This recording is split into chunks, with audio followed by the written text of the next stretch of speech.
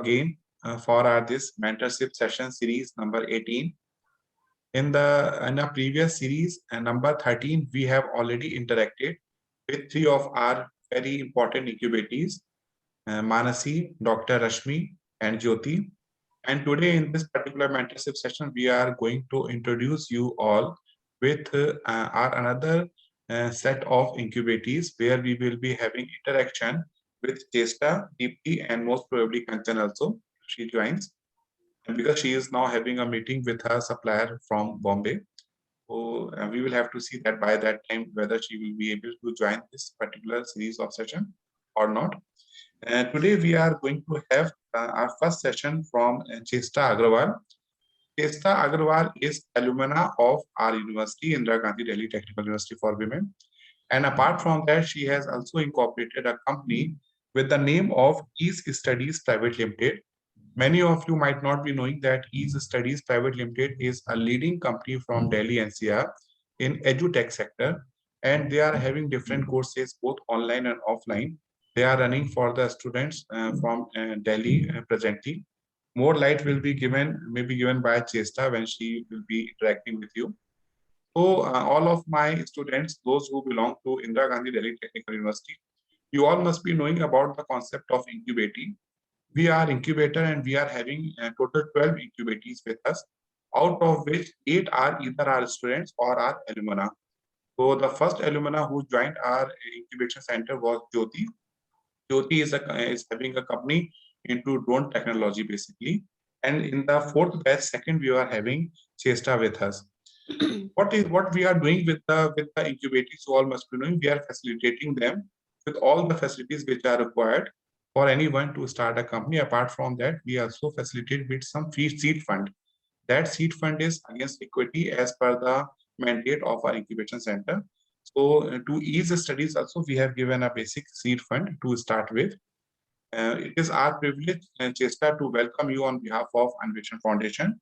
She will be talking with digital healthcare ecosystem in India. You know, after COVID, at least digital healthcare and edutech that is coming as a leading sectors in front of all of us. So again, I welcome you, Chesta. Now it's your turn. You can start sharing your screen if you have any presentation. Thank you Director so much, of sir, for the warm welcome. And I'm really obliged to have a session on digital healthcare, especially after the COVID-19 pandemic seen all over the world. I am basically, we are dealing with eStudies Private Limited as a firm which deals with different courses regarding the virtual education.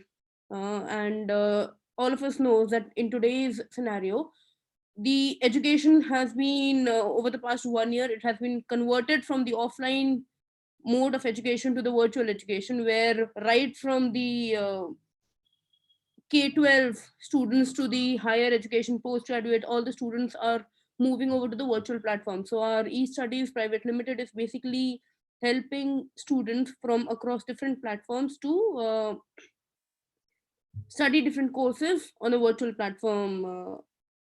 But apart from that, today I'll be talking about another important factor which has engulfed all of our lives, which is basically a digital healthcare ecosystem. So just a moment before I share my slide. Yeah, Chesta, if it is possible, can you switch on your camera? Yeah, just a moment.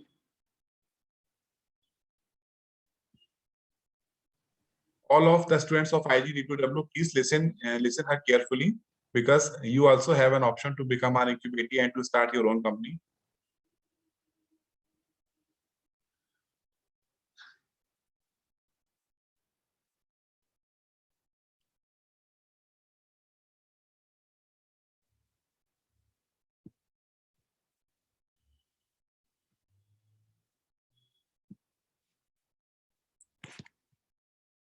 Yes. Yeah, Chesta, we all can see you. Yeah.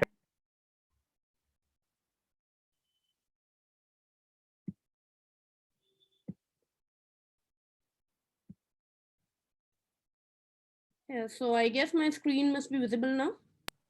Yes, it's visible. Yeah. So, to begin with, we all know what a digital healthcare ecosystem is. It's basically we are trying to digitize the entire healthcare ecosystem, whether it is from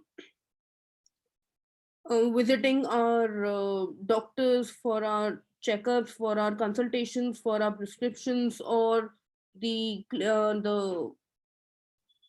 for our pathological investigations, or for our pharmacy requirements, or the hospital requirements, or any of those, anything which is remotely located related to our healthcare sector is now being converted to a digital healthcare system.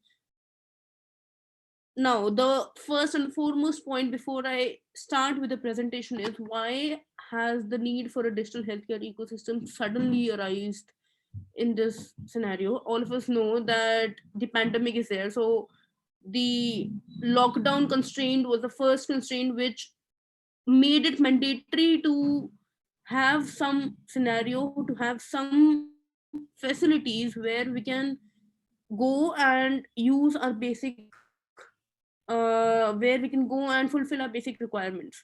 So that was the first and the foremost thing, that the lockdown period had complete all the stores and everything was shut down, and we had just the basic few basic stores where we used to go and fulfill our requirements related to our medical supplies. Now, apart from those, related to this overall, like because of the ongoing pandemic scenario, ongoing COVID-19, or any of those flu scenarios, or any, for example, I would say not just this COVID-19 pandemic, any of the diseases, we always get fear. Like we recently had this bird flu scare in Delhi NCR.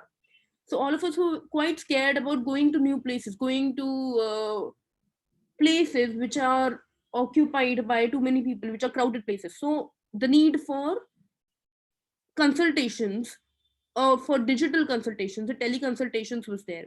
Now, if I don't know if any of you have heard about in your close ones about somebody with this COVID-19 infection, or any of requirement of any doctors or health or hospital visits, or any of these visits during this past 1 year. At least I had some, unfortunately. So in those, I literally saw the huge gap between the current infrastructure gap which is there in our healthcare system, especially in India. Even though we are there in the capital of the nation, which is NCR, the Delhi NCR region, but the infrastructure gap is just huge. It is not just, so I guess you might be able to relate to what is kind of infrastructure do we have in remote places, what kind of infrastructure do we have in tier 2, tier 3 cities, forget about the remote locations, remote villages. So the digital healthcare ecosystem is trying to bridge this gap. It's a major area where this gap can be built up, this gap can be fulfilled.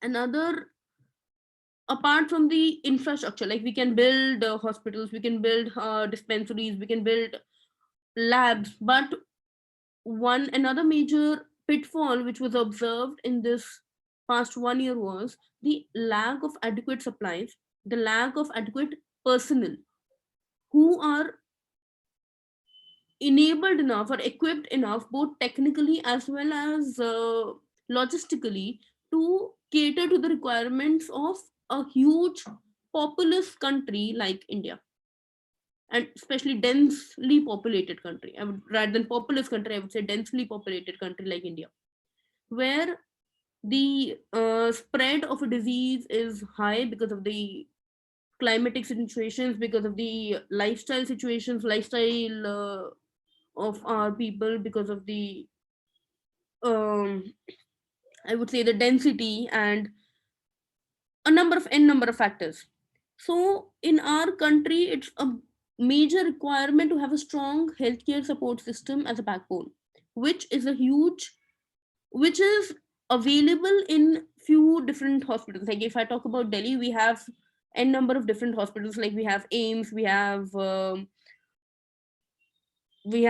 series of Max hospitals, we have a series of Fortis hospitals, we have a number of hospitals are there in Delhi.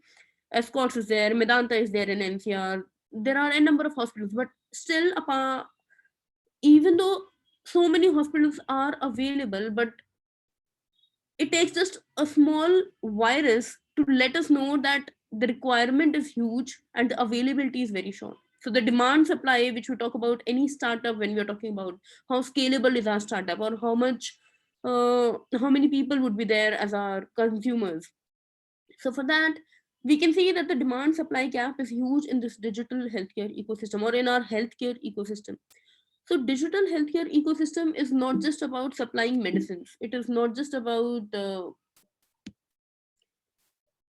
being able to consult a doctor online, being able to have teleconsultations with a doctor. It's not just about calling your nearest pharmaceutical shop, or it's not just about Nedmeds or Easy Pharmacy or any of those online pharmaceuticals, like medicines delivery uh, portals, where we can just order our medicines and they can be delivered to us.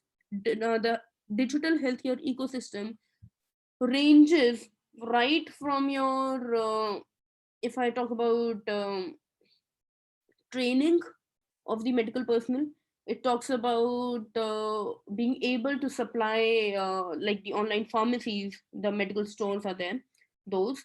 Then teleconsultations or virtual consultations, both uh, like for our mental behavior, as which is again a very important criteria, very important factor when we are talking about this past 1 year or the COVID-19 pandemic, because the COVID-19 pandemic has not just hit us biologically, it has hit us mentally as well, and more importantly, it has hit us mentally.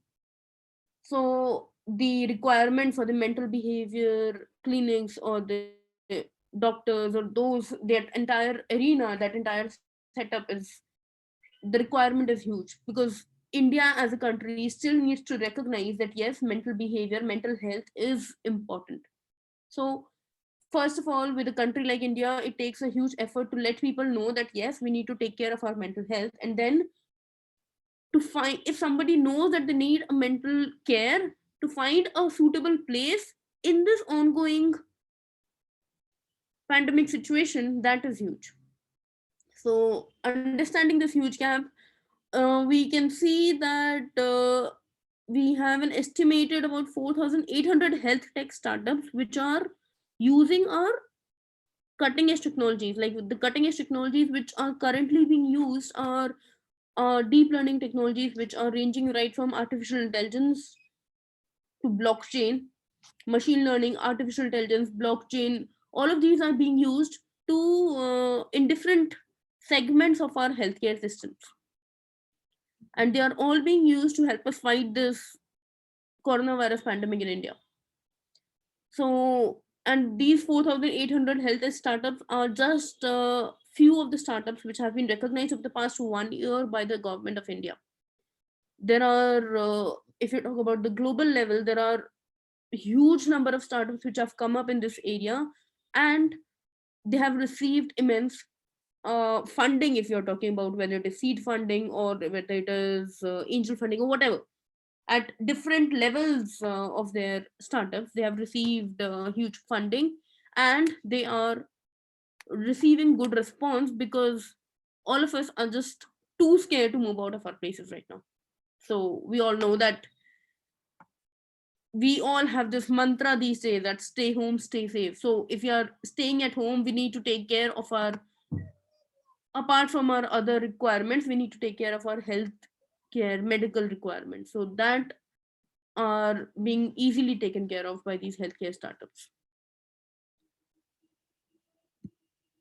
So I already discussed that the impact of this COVID-19 is not just that because of the social distancing and lockdown rules which are there in place, we have different healthcare platforms which have allowed people to avail online consultations, which have allowed people to have the treatments done online, not just consultations, the treatments. The treatments can be therapy treatments on the consultations, like mental, those psychotherapeutic consultations. They are being done through, they are being done either virtually, that is virtually through both ways, online as well as tele. with the help of mobile phones, or if somebody is quite equipped with the internet services and everywhere, then online consultations are being done. If for remote places, teleconsultations are being done these days. Diagnostic tests are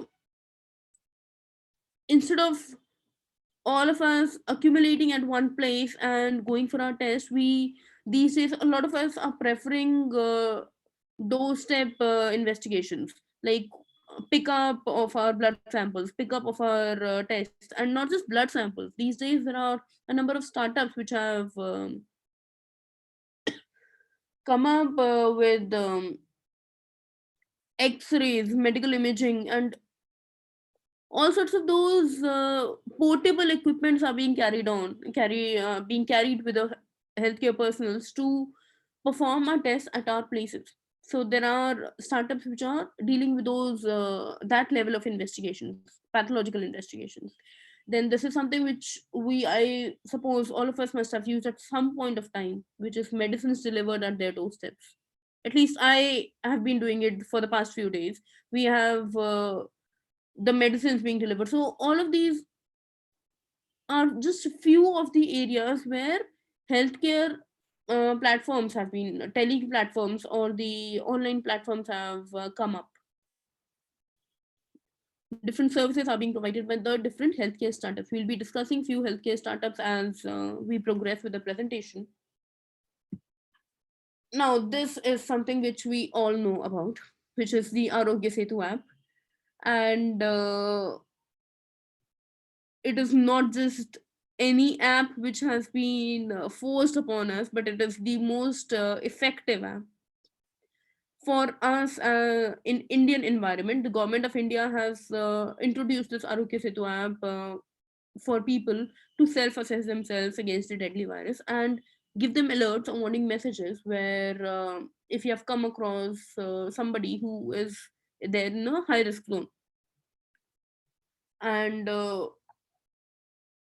if we are talking about other countries at the global level, we have different similar apps like Arogya Setu,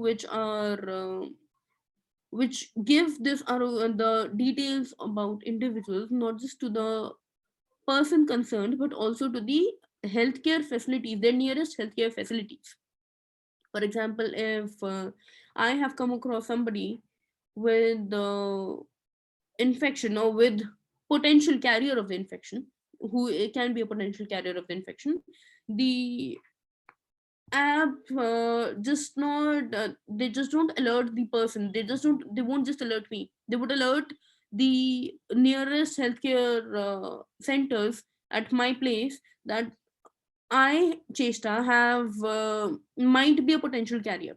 So the data is not just there with me, the data is not just there with the government, it is also there with my nearest healthcare center. So that whatever first care requirements I have, those can be met right at the nearest healthcare service provider, instead of me waiting for the entire process, that is waiting for the infection to affect me, and then getting my test done, then getting my diagnosis done, getting the consultations done, and then informing the government that yes, I have been infected. So instead of waiting for that entire 1 week period of time, the data is available with the nearest healthcare providing providers, so that the alerts can be sent more effectively and the virus can be contained more efficiently and effectively.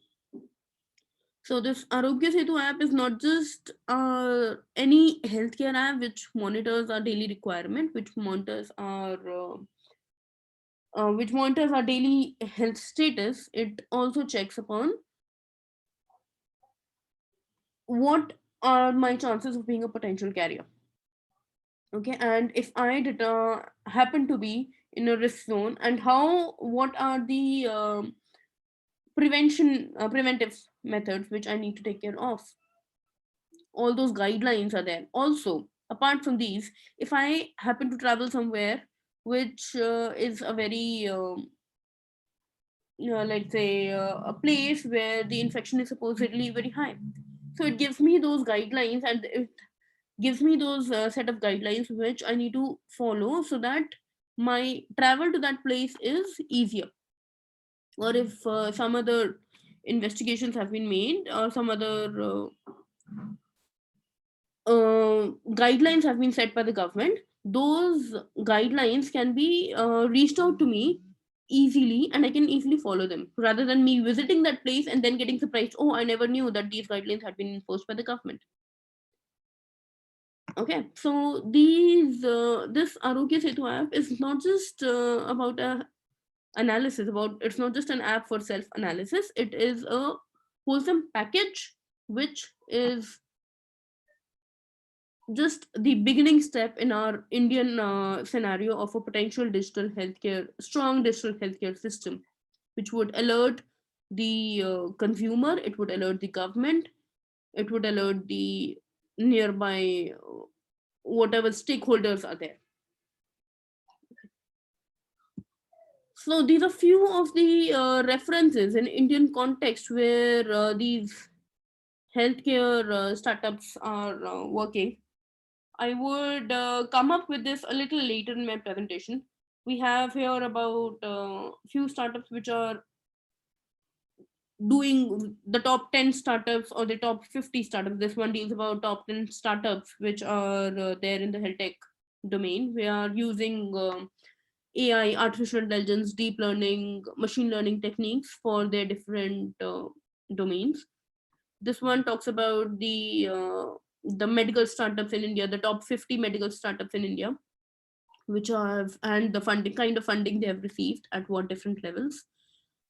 Now, this is something which I would talk about next, since Anveshan Foundation is a incubation center which plans to bridge the gap between the academia and the industry.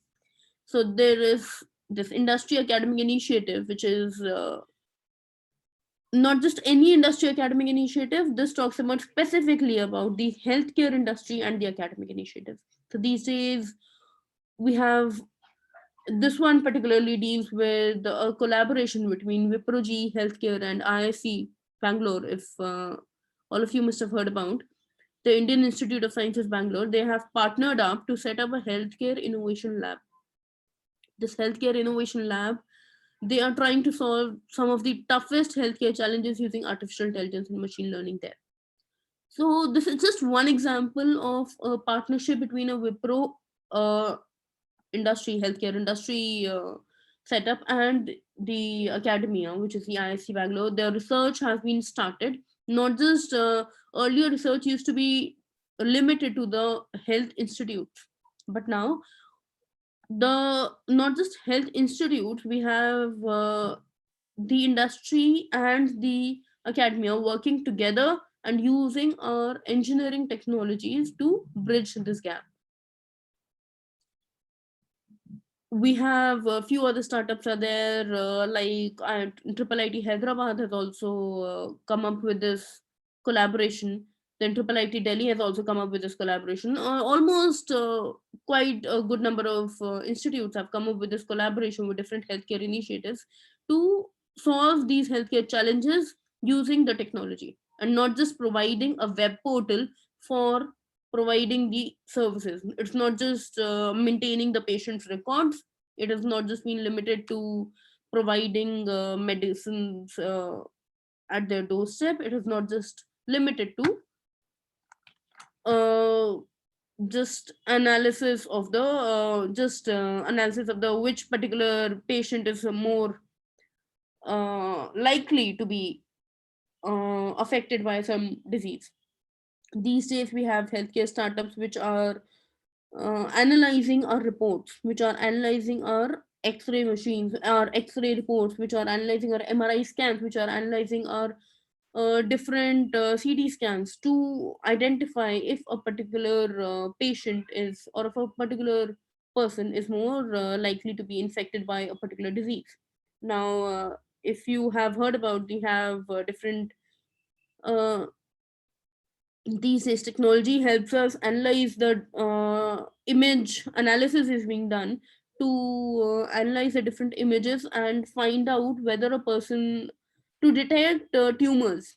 the malignant tumors, the cancerous tumors. So investigation and research is being done at the level to bridge the gap, the level to basically, I would say, to cut down the stress on the different the labs and the doctors before, and provide the first step investigations to be done right at the comfort of a particular user. These are few of the I was just saying that the digital healthcare market is not just limited to a pharmaceutical supply chain. It is not limited to just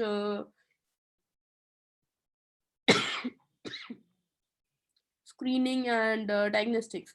The digital healthcare market is being divided under, you can say, around 10 to 12 segments, where the different companies are being divided under different segments. We have clinical intelligence and enablement. This basically helps, these are all tools, which are software tools, which are help providers and the payers make clinical decisions to deliver these solutions more effectively, the care more effectively and efficiently. For example, if a person needs certain let's say oxygen supply at home, if I have an asthmatic patient and that person needs instead of being admitted to the hospital, that person needs a portable oxygen cylinder at their native place, at their home. These startups are providing healthcare, they are providing assistance at that level. We have few startups like CML Surgical. They help us in providing these robotic surgical procedures more efficiently. They help our service providers who are making performing the laparoscopic surgeries, the CMR surgeries, and they are trying to bridge the gap and help in efficient performance of those surgical requirements. So we have this clinical intelligence and requirements there. The pharma supply chain is something which we all know. So it's not just pharmacy, it's not just netmeds, it's not just capsule. We have a lot other pharmaceutical supply chains which are allowing us to provide our services at home.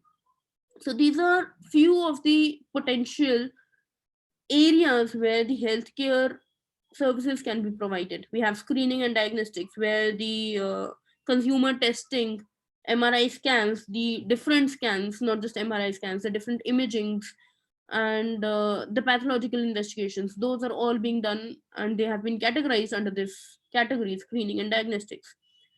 Virtual care delivery. Virtual care delivery is online interactions with the healthcare professionals. So it is not just Practo, not just Justice. We have other like Doctor on Demand, the Bright MD, the Genome. These are all few startups which are providing this online interactions between the healthcare professionals, not just the doctors, but also the therapists, the psychotherapists, consultants, counselors, not just consultants, counselors basically, to help bridge this gap and provide our virtual care. Then we have this disease management and therapeutics. Disease management help consumers and patients uh, prevent, manage, and treat their own health conditions. These days, we all have these Fitbits, which are too much in use. There are, apart from this Fitbits, there are also few devices like smart contact lenses are there, which collect the data which is used, which is captured by a person, and then analyze it. How, like, what other services does a person need? Like, is his vision now clear, or is he getting, or do I need to adjust the settings of that contact lens, or services related to those? So we have smart contact lenses. Then something which is which might not be let's say, a problem, or which we might not feel that this is a potential requirement, but we have hyperactivity which is coming up in children. We call it as ADHD, the attention deficit hyperactivity, activity in children. So there are prescribed video games which helps children to manage their hyperactivity and control that hyperactivity, and then channel it to some fruitful way. So we might feel that okay, a particular child is too active, it is hyperactive, but then apart from above a certain level, that hyperactivity is also problematic. So there are startups which are dealing with these prescribed, the medically prescribed video games, not just any video games, medically prescribed video game interventions are taking place now. Then telehealth is something which we all know about. It is not just about remote telemedicine, it deals about remote monitoring, the remote diagnostics and therapy and coaching, which I've been talking about a number of times in my presentation till now. Another thing is drug discovery and clinical trials. Over the last 1 year, the clinical trials have been limited because of the lockdown and the social distancing. The clinical trials about the new drugs have been limited. So these are few of the startups which are dealing with drug discovery, that is uh, the analysis of the new medicines, or the most efficient and effective medicines, and their clinical trials are being done. Then apart from just their clinical trials, they also manage, we have this domain of real world evidence. When certain trials are being done, the data is taken care of by some data center. Again, in this current scenario, we have this area which is there of managing that healthcare data. I already told you, we these days we have technologies like blockchain managing that healthcare data. So that real world data is being analyzed, and the usage and the potential benefits or the risk, they are being analyzed and forwarded to the appropriate stakeholders by the companies under this real world evidence segment. So if you see, the healthcare market is not just limited to our administrative automation, which includes our patient monitoring right at the hospital level, or at the pathological labs level, or at the doctor's level. It goes from the patient data to the providing our service, bridging the gap between our service providers and our consumers, then providing the medicines, the again health plan and benefits management, the insurance providers. A number of virtual insurance providers have come up these days. Then analyzing the real data which has been generated because of the clinical trials and the drug R&D, and the specialty care for certain special requirements for certain other diseases apart from the COVID-19, which had already existed and they are continuing to exist, and the work providing virtual care delivery. So we see, apart from these, there are few other categories which are available in the healthcare market. So the point of discussing these healthcare markets here was just to identify that when we are talking about healthcare market or the digital healthcare market, we're not just talking about building a software for analyzing the patients, for keeping the patient's records. It's not just a patient record management system like we used to do a library management system, the classical library management system during our engineering days. The digital healthcare market has is much more. It is much more than managing a patient's record. And even in the management of the patient records, it's not just about an Excel sheet where I can just enter the details and just enter the details about what all medicines were prescribed or what was a previous prescription. It is now moving over to providing to what can be the further prescriptions, what can be which particular medicine can be substitute, have the different substitutes. So these are few of the categories which had been designed by the CB Insights research under in 2019.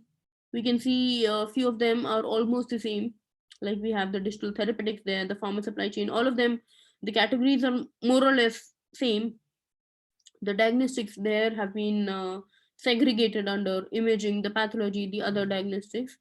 So it is not just this COVID-19 pandemic which has been the root cause for the digital healthcare market. This market is there since the past, I would say, a decade or more. But it has the COVID-19 pandemic has made us realize the importance of this digital healthcare market, and it has made us realize the gap between the current healthcare market and the digital healthcare market, and the requirement for the digital healthcare market, and the potential where we can work upon. So now these are a few of the companies. I would say this in the 2020, we have over 150 startups which have raised $20 billion as their funding. I already told you we had few of the partnerships, the startups over there which have received huge amount of funding. These are some of the 12 unicorns, the companies which are valued at about $1 billion and more, and they focus on the different healthcare solutions, the digital healthcare solutions. They provide platforms for remote care, medication delivery services, to health insurance platforms, to assisting surgeons during procedures. Few of the startups have received angel funding, and they have like these are few of the examples. Ondra Health have it develops diagnostic solutions for sleep disorders. There are startup solutions for explicitly for LGBT community.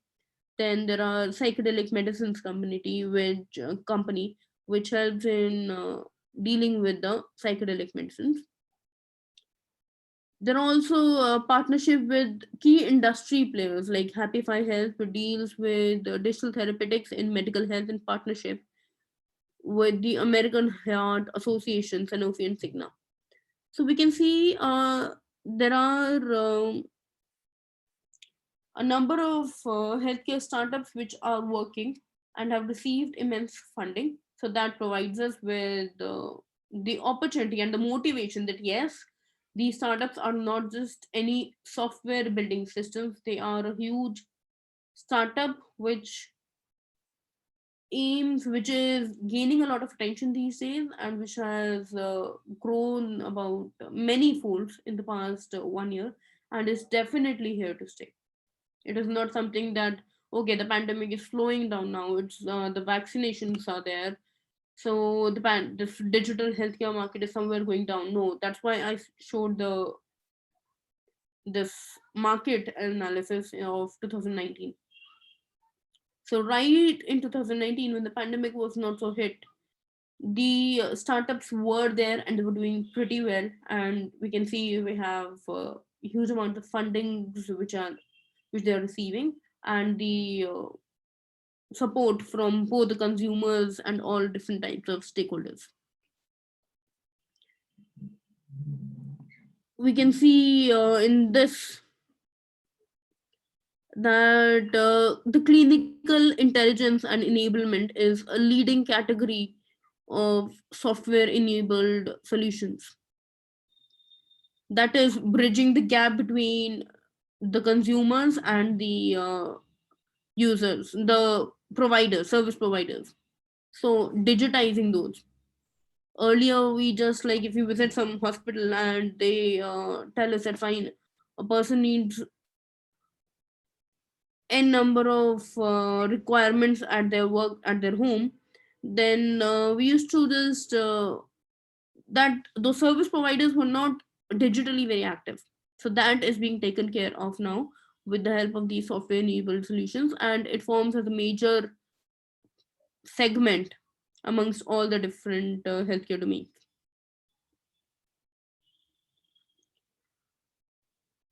that amongst the different telehealth companies, uh, the telemedicines platform and the remote monitoring and diagnostic platforms, they are major contributors in the subcategory if I talk about the telehealth. Why am I talking about telehealth? Because telehealth is something which we use a lot these days.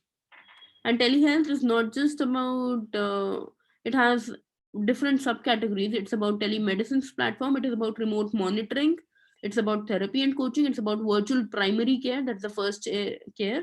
Like I know a number of my knowns who were hit by this COVID, and instead of they getting admitted to the hospital, they were guided with virtual primary care.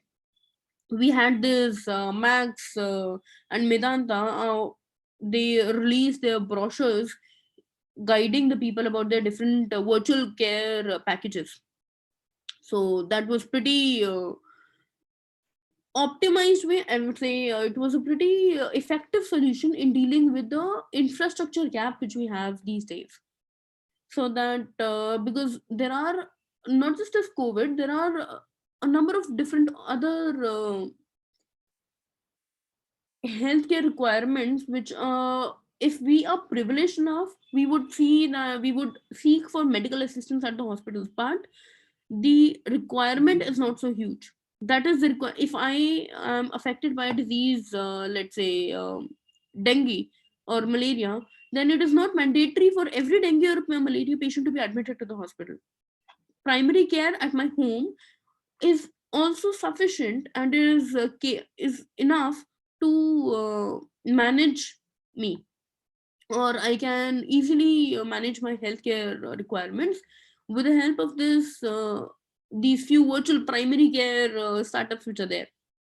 Like I already told you, we had these Max and Medantas which had released different packages across, and the packages ranged from how many visits per let's say fortnight do you want, by the what kind of visits do you want? Do you want just a nurse who is there right at the beginning of your and the first day and on the 14th day, or just do you want every weekly checkups, or do you want that you should be there should be someone who is taking your oximeter readings every day? So we had the different packages according to the different requirements. So this virtual primary care is also a very important segment. That's why you can see this area is grown has grown to about 11%, which was, as far as my knowledge goes, it was not so huge earlier.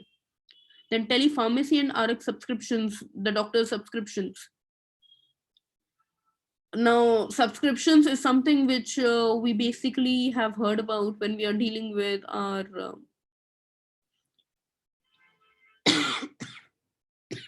excuse me. Yeah, subscriptions is when we are buying a product, but if any of you have come across, we these days we have doctor subscriptions as well. Like for the first visit, you are supposed to pay a certain amount, and for the next visits, if you again visit the doctor, let's say within a week or so, the visit is free, and if you visit after the week or so, then the visit has charged with a different amount.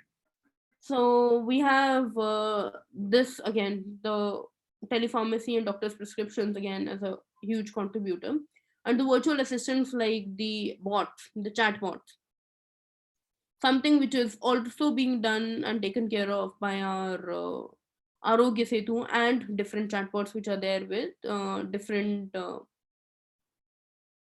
service providers, whether it is lab testing. Lalpath Lab also has those virtual assistants are there. They provide us, okay, what are your what kind of symptoms do you feel? Okay, we suggest that you can be if you are feeling fatigue, and if you have shortness of breath, and if you have a medical history of high blood pressure or something, then you must undergo few of these tests. We would recommend you to undergo few of these tests. So virtual assistants at those levels, which help in again dealing with the inadequate supply of the medical personnel, as well as the assistants, the help a person to work at their own ease.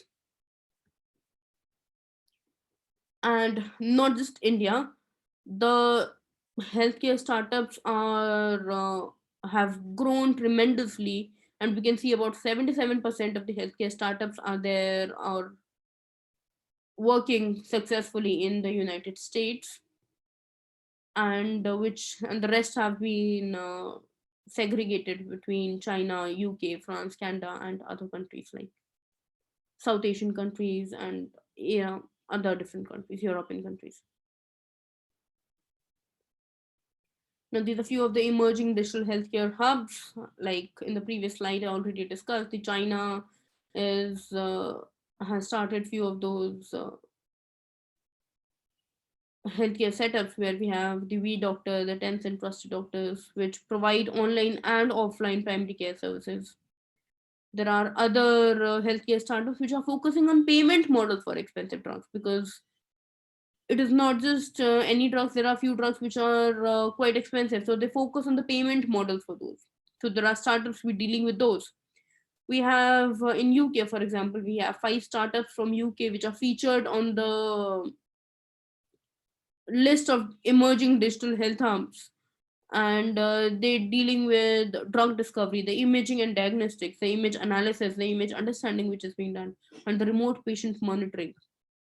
France has few startups which are dealing with sleep health, that is the sleep disorders we already discussed in our presentation earlier, and the health insurance. Then we have other startups like which are discovering about antibody discovery, and the cognitive healthcare startups are there.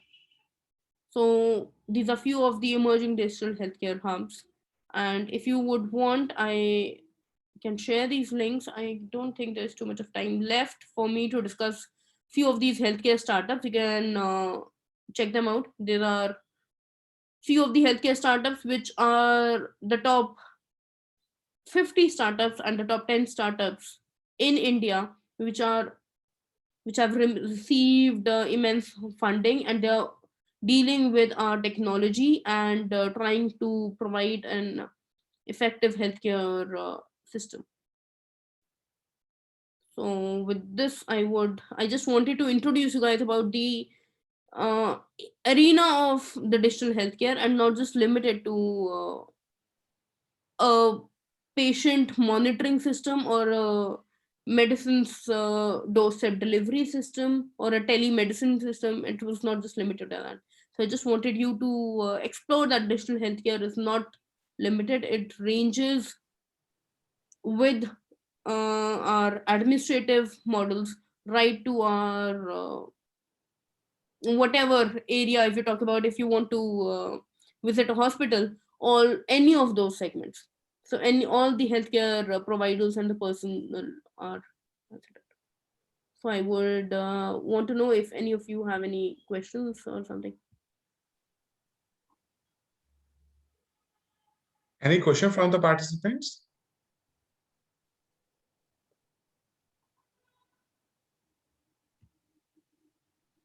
Any question if you want to ask regarding incubation center, the facilities, what incubators are getting, those also you can ask from Chester.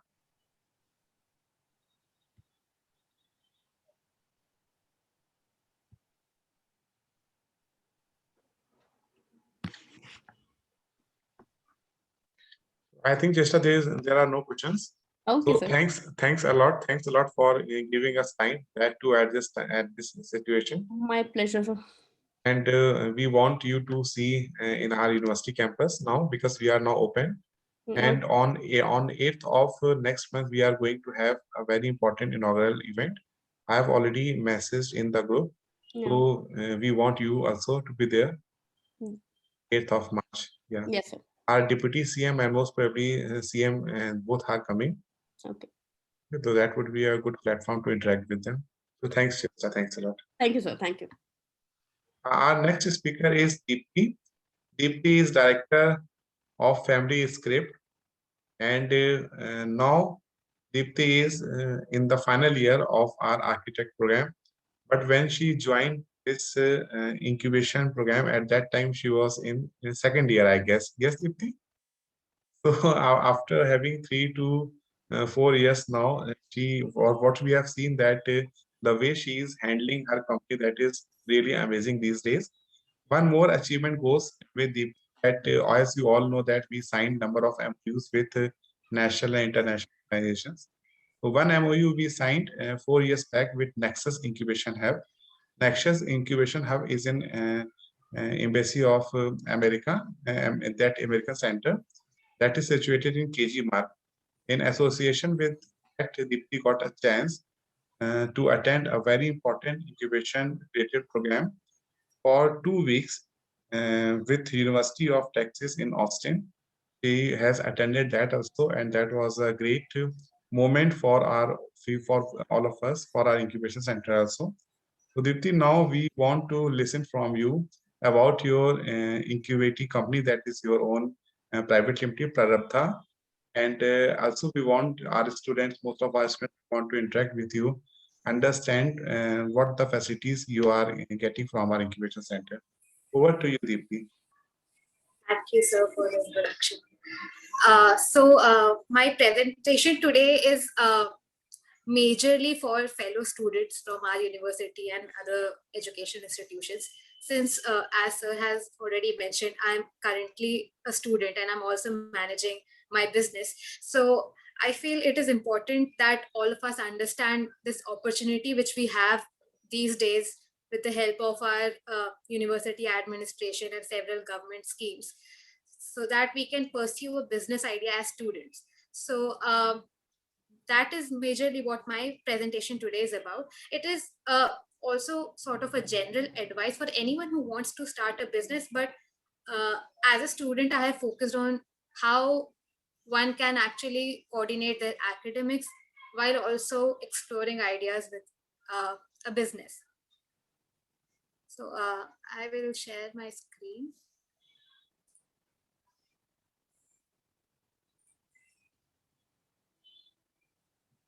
I hope the screen is visible. So is it visible? If you can confirm once. Yes, it's visible. Thank you. So coordinating academics and startup. As a student entrepreneur, it gets sort of a demanding atmosphere when you also have a business to look after and also have to take care of your academic coursework. So I have tried to build on from my own personal experience some tips and some starting points which other students can make use of, especially in the environment which we have today, where we see a lot of students coming up with new ideas and a lot of major companies today which were started by the founders when they were students. So to make use of that atmosphere, I have tried to consolidate some points over here. So it's called campus entrepreneurship, like the word. You are in your campus and while you're also pursuing entrepreneurship. So we all know that it's never too early to start thinking about a business idea and how to bring it to life. We have some major companies as examples. So we have Facebook, we have Google, we have Dell and Microsoft. These were all conceived in dormitories of colleges, and now they are major leading tech giants of the world. In fact, FedEx, interestingly, was a research project of the founder, which he then pursued further to make a business plan out of it. So a lot of innovation has already been there in campus atmosphere when people are still studying and getting to explore new ventures. That is where a lot of business ideas actually emerge from, and we have history to prove that for us. So there's a precedent which we have in front of us to look up to, and especially over the years this situation has actually gotten better in terms of the facilities that students receive for pursuing business these days. So today, with the help of several government schemes for startups, especially in India in the recent years, we have seen a lot of ventures which support student entrepreneurship. We have several university incubation centers. So just like in our University, we have Anveshan Foundation. So these are the resources which are actually creating an environment to boost innovation and exploration of ideas within the university structure. So with the help of all of these systems today, we are able to be in campus while also turning ideas into reality. But then again, this whole structure comes up with its own challenges. Uh, but nonetheless, it is a unique opportunity which we have today. So I have coined this term called a campuspreneur for someone who's still studying and also pursuing their business idea together. So campuspreneur is one interesting personality to one interesting personality to be and to learn from. Uh, we have seen a lot of new startups in India also, which have been founded by people who were students in their campuses. So there's definitely a lot which we can learn from these existing startups, and not only in India but also across the world. Uh, most of the leading companies today were in fact conceived on campuses. So before getting to how to start being a campus trainer, it is important we understand the meaning of the word entrepreneur. As students, I personally was very daunted by the fact of how to become an entrepreneur. I knew I wanted to do something, but what are the different aspects involved with it? When someone is just in college, it gets an intimidating setup. So it is important that we get back to the roots of this concept, get to the meaning of the words to really understand what we are trying to pursue. So an entrepreneur is someone who starts a new business venture by innovating, developing, and producing a new product. So these are the three keywords: to innovate, develop, and produce.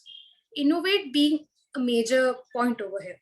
So to innovate, develop, and produce a new product or a service. An entrepreneur is not a business owner like we have owners of several different stores, but an entrepreneur is someone who develops their own innovative concept and then turn it into a profitable business. So it is important that we understand this meaning of the word before we actually dive into the complexities of the environment which the word entrepreneur brings with itself.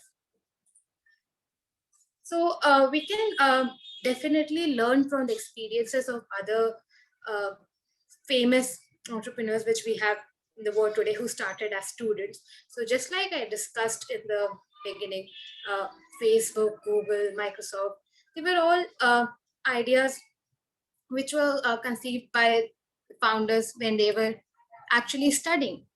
Studying uh, really opens up an opportunity for us to explore. This is one real big opportunity which we have as students, which not a lot of people have after graduation. It is that we can really explore our different avenues for business while actually having the comfort of being in a university and still studying. So this is sort of a failure proof idea. Even though you fail, you are still in the safety of still being in your university, still studying in colleges. So this actually provides an opportunity for you to try big ideas and fail. This is not something where um, you can be stopped from trying out something big. This is an avenue where you can actually think out of random thoughts and try to make it a reality without really worrying of how it turns up. So building on to the experiences of other famous young student entrepreneurs, we have Michael Dell, so the founder of Dell.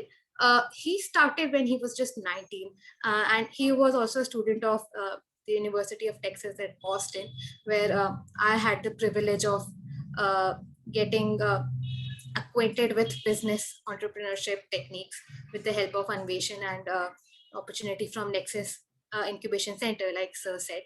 So Michael Dell actually started when he was in first year of college itself, and from there he explored the idea of getting into the industry of electronics and developing that idea into the big tech giant which we know of today in the world. Similarly, we have Richard Branson. He's the founder of Virgin Records. He started with a magazine when he was still in college, and that idea of a student magazine took him further to different opportunities of engaging with people who were into business, who were into finance, and he had the idea to develop this avenue further, and that is what it has resulted in today, the Virgin mega store, which we know of as today. So even he started at a young age of 22 when he was still in college. We have Matthew Millenbeck. So he's the founder of Automatic, which owns WordPress. He was also again a young college student when he started with this idea. He had this thought of creating something unique online, of letting people have a channel to express their views, and that is sort of the start from where the journey of him began, and WordPress is the final product which we see today. So even that was an idea which emerged from a campus. Then we have our very own Indian entrepreneur Ritesh Agarwal. He's the founder of Oyo. He was also a student when he conceived the idea of Oyo Room. So it was actually founded as Oravel when he was just 18 years old. But then with the opportunities he got, he developed the idea further, and in 2012 developed the idea and rebranded it into Oyo Rooms, into the successful platform which we know of today. So all these experiences, um, they they let us know how conducive the environment of being in campus is to explore new ideas and start working on them. And this is really something of an opportunity which we have while we're still students. So I really hope that participants today who are still students get inspired by these stories and make use of the fact that we are still students in our campuses, in our different colleges, and get started with the business ideas which we have in our mind. Because with the kind of resources which we have today, pursuing a business idea is a really fulfilling, really uh, enriching experience which we should make use of. So, how to become a student entrepreneur? I started with my venture when I was in my second year. So the idea was conceived when I was in my first year itself, and then in my second year, we went with our business idea to Anveshan, and our idea was selected, and that is where the journey began for our startup. So today we have a lot more advanced features, a lot more support systems to actually help a student realize their ideas into potential businesses. So I've tried to compile some pointers of how one can approach this venture of becoming a student entrepreneur. Number one is to evaluate your business skills and knowledge. While we're still in college, we have that opportunity to you try out new things, learn more about different ventures. And this is also the time where we should actually analyze ourselves. If you know that I want to do a business, I want to become an entrepreneur, then the first point should be to analyze your personality, assess yourself, what are your strong points, what are your weak points. Once you know your weak points, you can work on it. And once you know what skills you have which you are good at, then you can actually harness those skills to further your business journey. So for example, you know that you are good at managing time, or you know that you are good at being a team leader, then you can use that potential of yours to enhance your business journey. And if there are some weak points which you are aware of, this is the time that you start working on them before you actually get on to a full-fledged uh, business venture.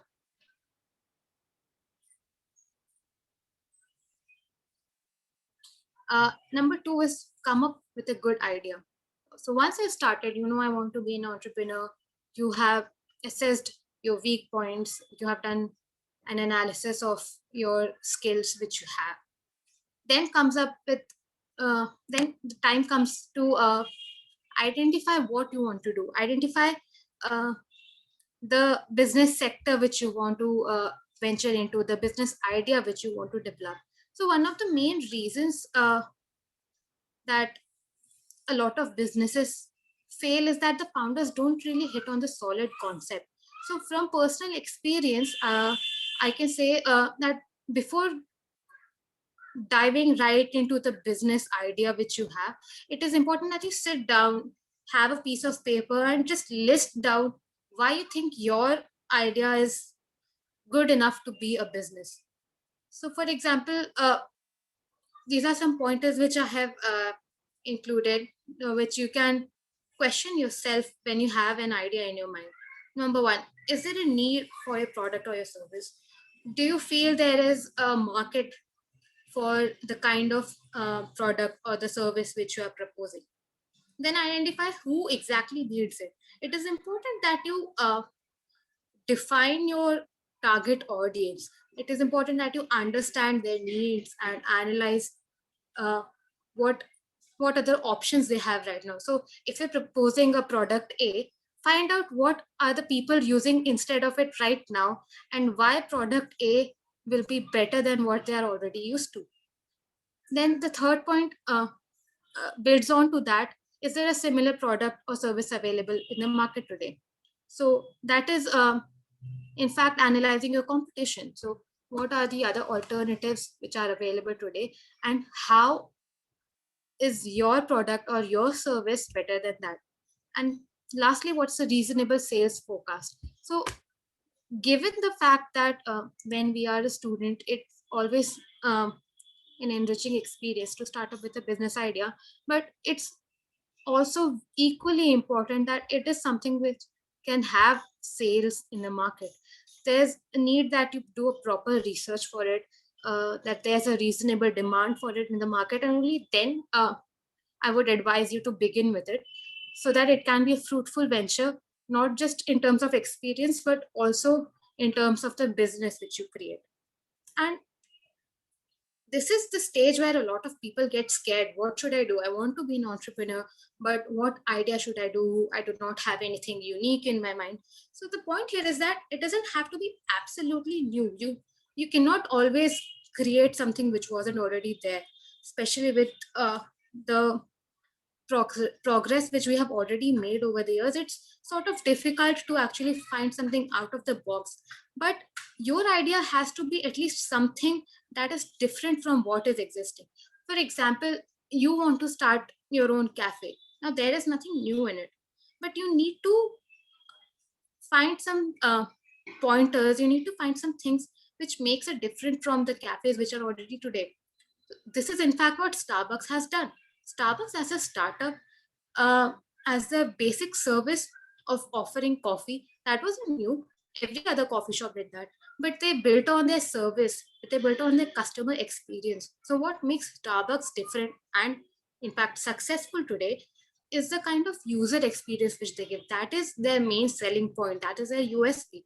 So what your idea which you pursue to do, which you uh, decide to work on further, that doesn't have to be absolutely new, but you should find out the points which make it different from other uh, from other existing alternatives in the market today.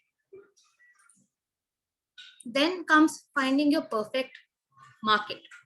So when you are in college, we get a lot of uh, assignments where we have to do research for several different topics. This is quite similar to it. This is where we can use those skills for our business venture also. This is one opportunity where being a student is helpful, since you know the process, you know uh, the set of mind how to approach a research problem. Just use that skill for finding your market, for researching the demand for your product or service in the market.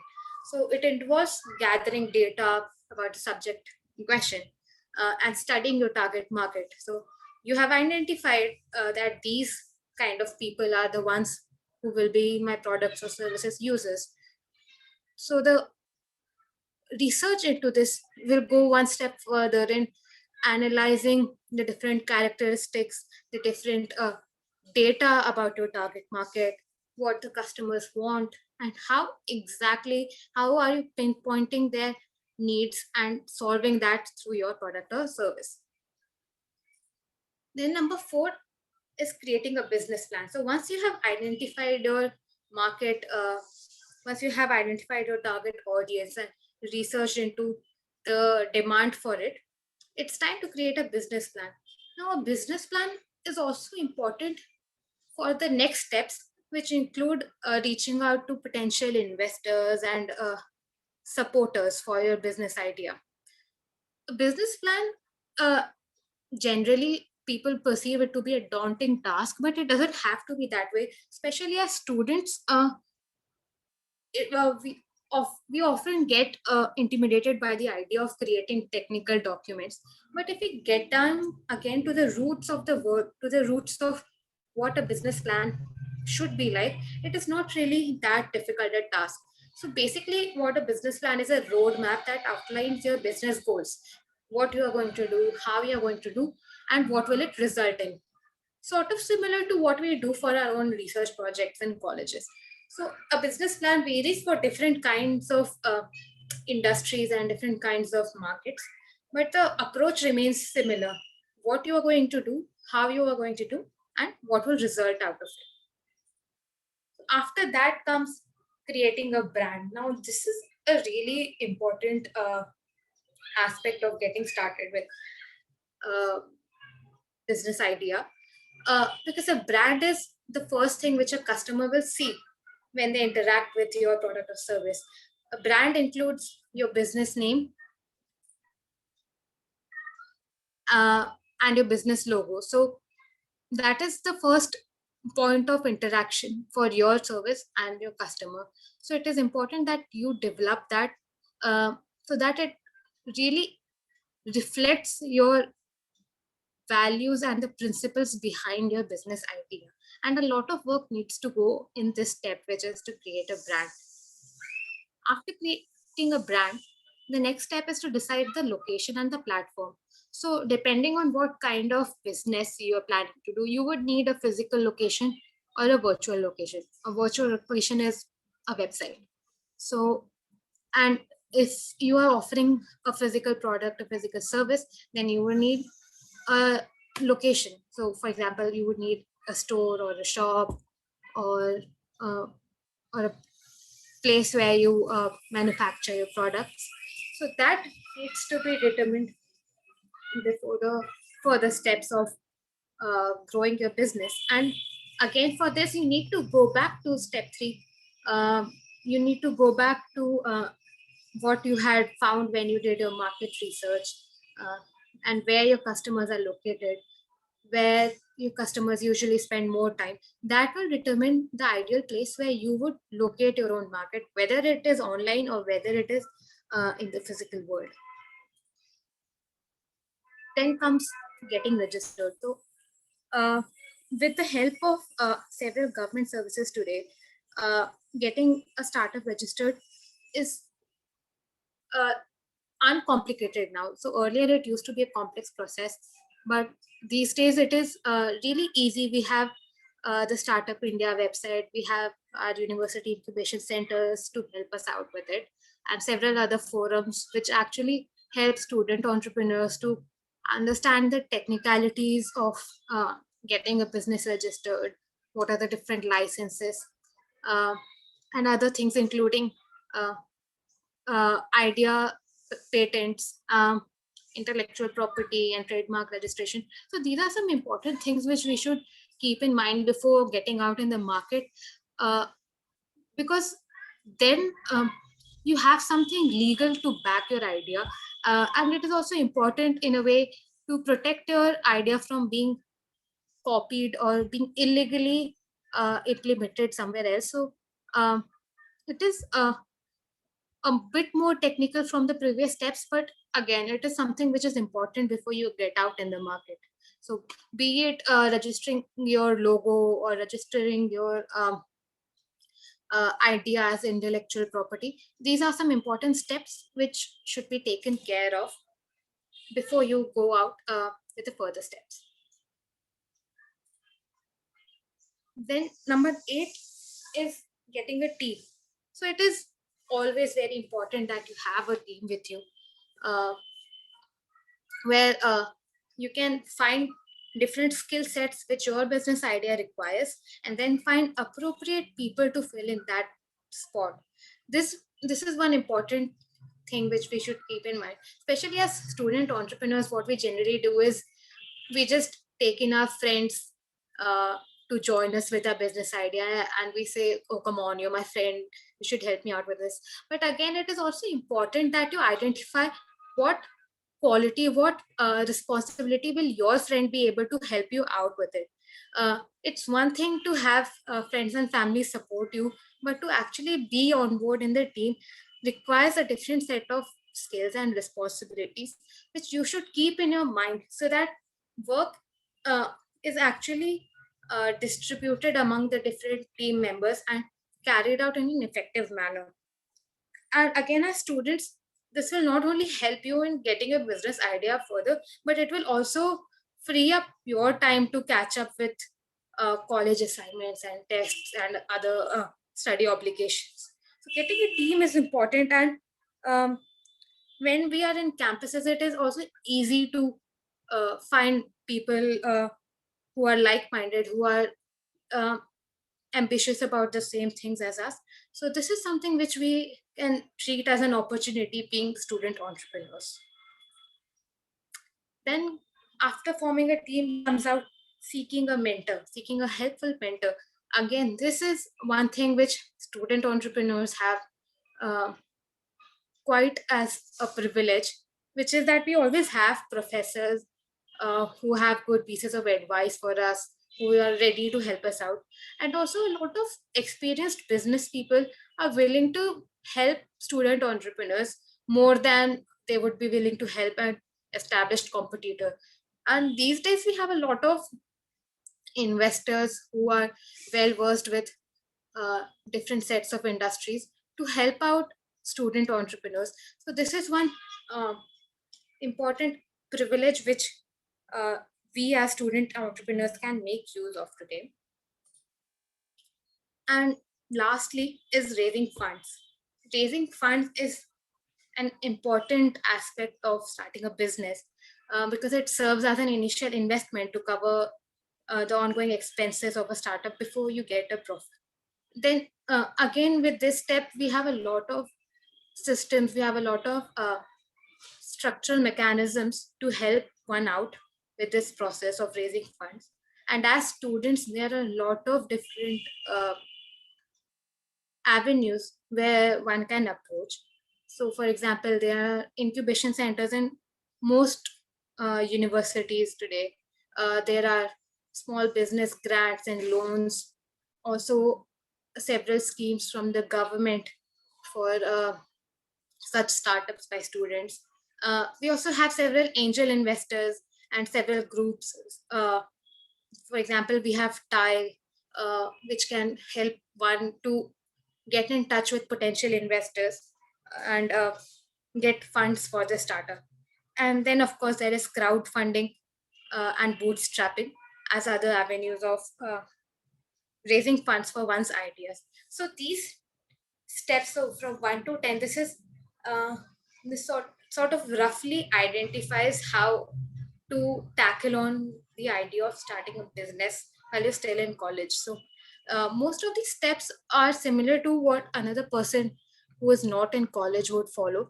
But this also, what I have discussed so far in these 10 points, it also covers the aspects of several opportunities which a student has over others who are not students while starting a business. So, for example, all these uh, incubation centers which we have and government policies, these are really helpful, especially in today's time, because we have this extensive support network to start out a business idea and to go further with it.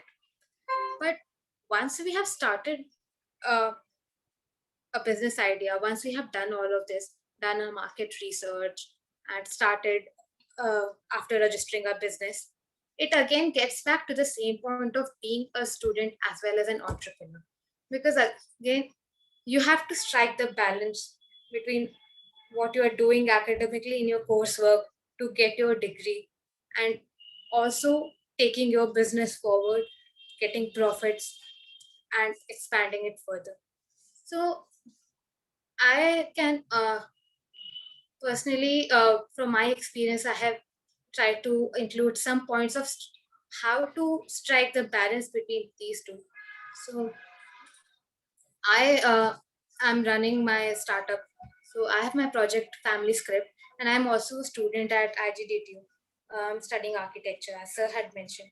So from my own personal experience, there are some tips which I would like to share with other students over here so that they can also build on to this. And um, I'm also still learning. I am also uh, exploring out other avenues. But I have tried to reflect back onto my journey so far. I started with Family Script when I was new, when I was in my second year in college, and now I'm in my final year. So I've tried to consolidate some major points which all student entrepreneurs can take care of today when they are also exploring a business venture. So, first and foremost is to set your priorities straight. And this will happen a lot of time when you are running a business as a student. You will often get uh, challenges of where to focus. You will have your test one day, and you will also have your pitching session the same day. So, setting priorities is very important. And one easy way to figure out your goals is to see into the future. How do you see yourself in terms of your academic course after getting your degree, and how do you see yourself in your business venture? So when you have your goals set in mind, making choices will be easier. Making setting out your priorities will be easier once you have your goals and you have your aims set, both business wise and academics wise.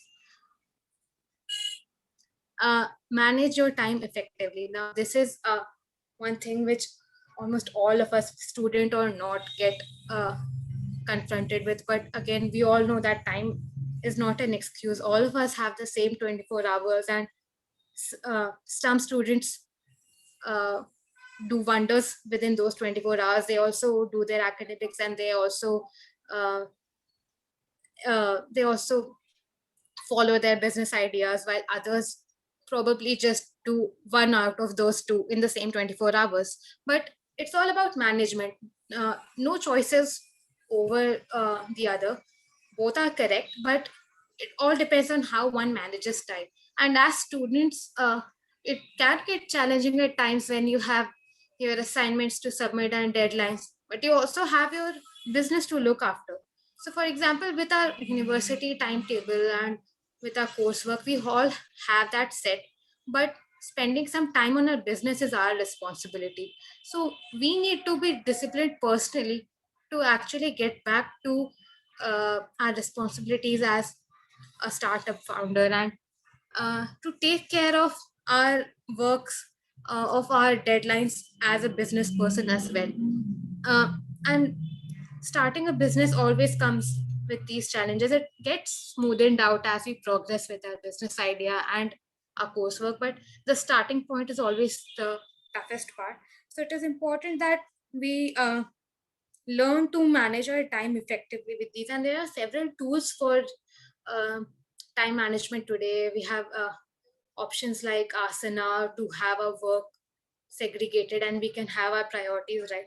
So we can make use of those as student entrepreneurs to uh, get to the best of both worlds. Uh, Another factor to keep in mind is to use university resources to your advantages. To your advantage. So as students, this is one biggest, really biggest opportunity which I believe we have, is that we have access to free resources as a student.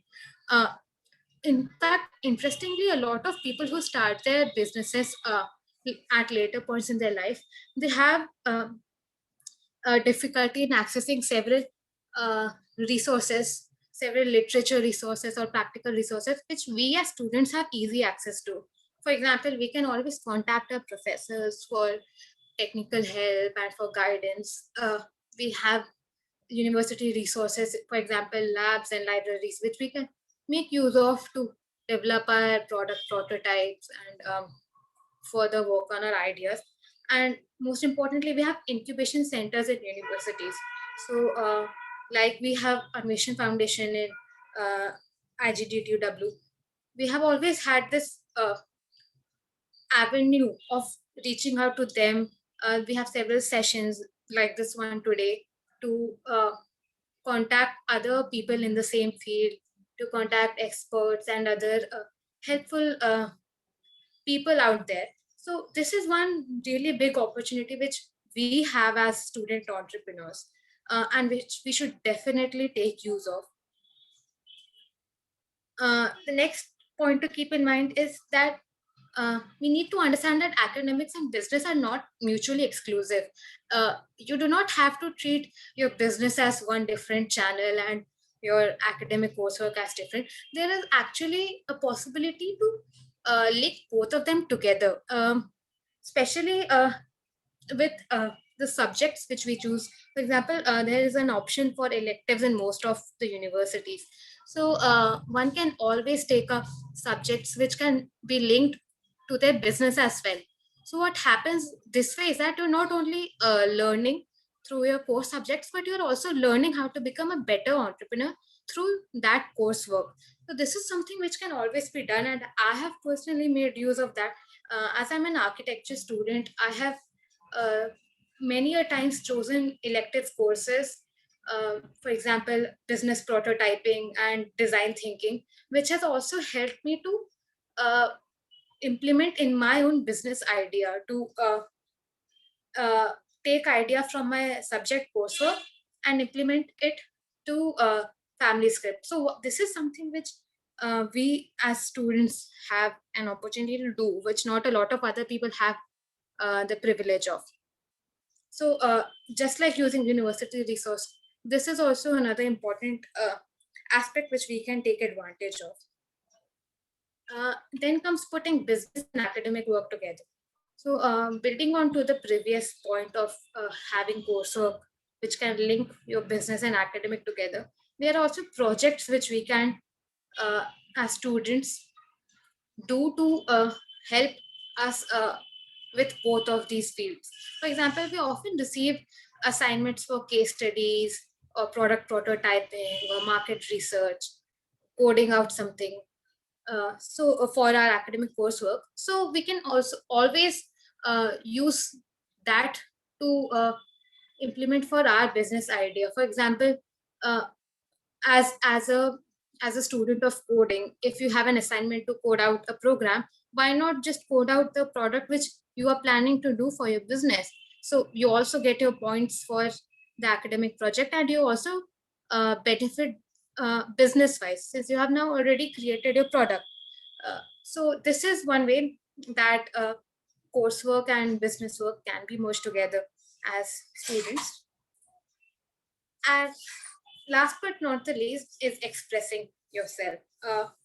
As students, we get a lot of opportunities to get in touch with new people, get in touch with professors and experts. Uh, and just like I have mentioned before in the previous slides, we have incubation center to actually have the option to attend several mentorship sessions, to approach different student competitions which we have. And these always provide us with an opportunity to get in touch with people and discuss our ideas with them. So expressing expressing our ideas with others is the most important aspect which we should heavily make use of, because we not only gain appreciations for our idea, but most importantly we get critiques for our ideas. As student entrepreneurs, we're not mostly perfect about our business idea, and of course we are all always learning. So the kind of critiques which we get for a business idea through these competitions or through these sessions from experts and mentors is something which we can work on and develop for our own business idea. So this is one advantage which always comes with discussing and connecting with other people. And it also helps us identify connections out there who can help us further and who we can also help further. So, for example, if someone approaches you with similar ambitions, you both can support each other, and in the further stages of a business, we can actually make use of such connections. So, building a network is important in any business venture, and as students, it is only easier for us to actually approach different people. For example, a lot of people who start with new businesses in later stages of life, they might not have as many resources as a student, because many business people are ready to engage with students and share ideas with them as compared to other seasoned professionals. So this is the most important part. And expressing your idea, this is something which should always be there, right from the point you have conceived an idea in your mind till the point you make a registered company out of it. Always try to discuss your idea with others, build on your network, and build connections. Because it will always help one in the longer run, even during your college and even after you graduate. The network of people which you make is always going to help you in a positive way. So these are the pointers which I have built on from my personal experience and try to present it to other fellow students so that they can make use of it. And of course, there are several other points which can be added to this. But definitely, these few steps to keep in mind before, before expressing your idea and before starting a business venture can definitely help you better. So with that, I would like to end, and I hope that other students in the session today can benefit from this and actually get inspired to start their business ideas. And like sir has said, Anveshan Foundation really helps you with tackling your business idea and getting the resources, understanding the system, especially as students. And I have definitely benefited from it as a student. So I really hope this was helpful for aspiring students in the session today. And yes, that's it. Thank you. Thank you, Deepti. Thanks a lot. I am 100% sure that our students, they must be inspired from your journey of entrepreneurship. And now you are in the final year. Final year means the 5th year, na? Deepti, 5th year. Yes, sir. Yes, sir. Deepti joined our incubation program in the 2nd year, so 2nd, 3rd, 4th, and now she is in 5th year. So she is one of our success story. And you all, the students, if Deepti can do, you all can also do. If you want to start your company, you want to stay with us, you want to become director of your company, everything can be done. So Deepti, first of all, thanks a lot. The presentation was made beautifully in 2 different parts, as it is always there with architect students. Firstly, you disclose about all the 10 points which are required actually, and then after you explained about your company very well. So from my side, it was a plain and it was a clear presentation. Thanks, Deepti. Any question from our participants? Please ask friendly because you can ask anything from her. I think since I am a student, others can feel more free to ask me questions. I am just like all of you others in the participants. Can you, because you are so experienced, can you give some ideas on the startups we can think of during the college? Many students, they start startups for online classes. They provide online lectures and many have made a website on that. Our seniors have told us about that. But any other ideas which you wanted to ask that think? सारे think करें. in which direction we have to think for our startups and all? That's one question which a lot of us face. In fact, I also tried to address it in the presentation. What topic to pursue?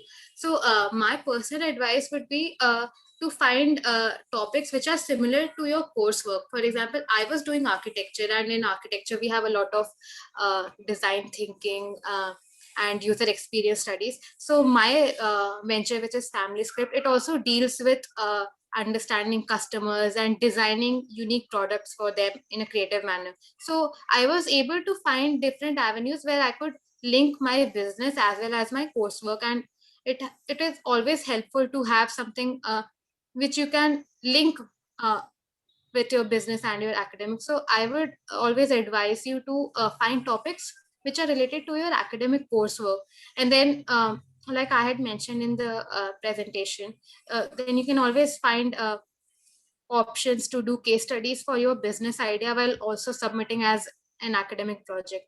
So try to find out whatever venture you can also link with your academic coursework, with any of the subject, for example, so that you can make use of both of the worlds and also balance it together. That means pivoting your caliber in academics also and in business venture also.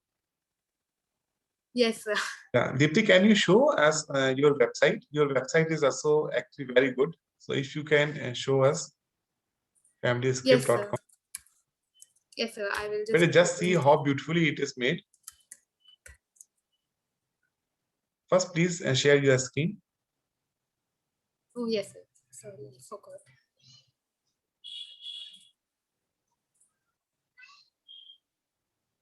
Is it visible, sir? Yeah, it is visible.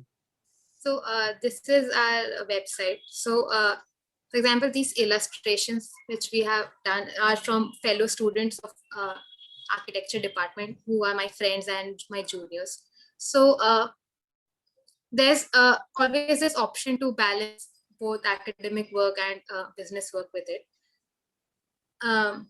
These are some images of the product. So we make customized books, family books for our clients, and we document their personal history and their personal journey throughout all these years as a family. And we try to document that with personalized cartoon characters and personalized layouts. So just like I was saying, this really has helped me personally with both my architectural coursework also and with my startup venture. So these are the different projects which we have done, as you can see. So this is one family book. This is in fact the first family book which we had done and which we had shown to Anveshan Foundation when we pitched our business idea, which course is selected. And then above this were the projects which we have done later after we got registered as a company. So it's familyscript.com. You can always visit it. And it also has our team contact and customer testimonials. So you can also reach out to me in case you need some help with pursuing business idea as a student. So yes, that's it. Great work, Deepti. Thank you, Deepti. Any other question from the students? Vidhi, Kritika, Varsha, Divya, Shweta. But I want you all to come into this particular platform, right? And you can also advertise at least about the familyscript.com. They are from our first batch. Now we are asking application for the 5th batch. Yes, of course. I think as students in our university at least have a very good opportunity with Anveshan Foundation. So that so is just okay, like, Deepti, but they should be serious about it. But they are too busy in other activities.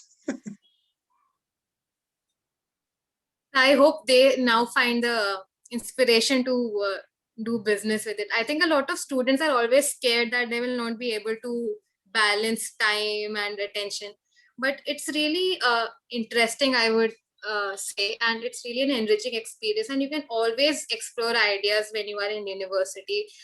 This is one opportunity which we have as students compared to other professionals, that we can always try out whatever idea which we have and Right. approach it with a business idea. And Deepthi, indeed, we are also lucky to have you. You, Manasi, Rashmi, Jyoti, Sakshi, they all are doing wonderful job. Many of you might not be knowing that one of our incubator, Manasi, her turnover means money-wise that has cost 25 lakhs of rupees, a small tenure. So, means girls are doing a wonderful job. So if you have some idea, you have something, you can always come to us and you can share your business idea. If it will be having any kind of wow factor USP, definitely I will be with you. So thank you, Deepti. Thanks a lot. Thank you, sir. Bye-bye. Bye. Good day. Thank you, sir. I hope all the participants have filled this feedback form.